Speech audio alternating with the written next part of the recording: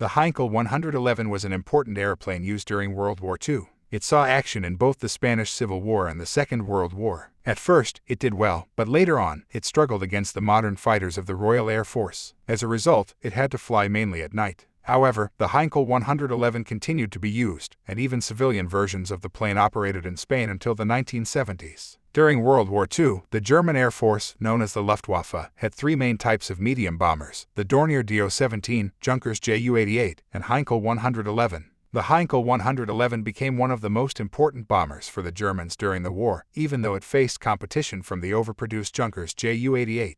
The Heinkel 111 was first developed during the period between the two world wars when Germany was rebuilding its military. It had a long career, and its final versions were not retired until 1975. Over 7,000 Heinkel 111 planes were built, with some specialized versions used for specific tasks like transport, glider towing, and torpedo transport. An interesting variant called the Heinkel 111 Z-Zwilling had two Heinkel 111 seconds joined together in a unique wing design, making it capable of towing larger gliders. Let's look at how the Heinkel 111 developed after World War I. After the war, Germany was limited in what it could produce in terms of military equipment. Some projects, like the Heinkel 111, were developed secretly or disguised as civilian planes. The Heinkel 111 was designed to be both a fast medium bomber and a fast passenger plane. The plane's design was led by two brothers, Siegfried and Walter Gunter, in the early 1930s. They used the successful Heinkel 70 as a starting point and modified it to have twin engines and a more streamlined shape.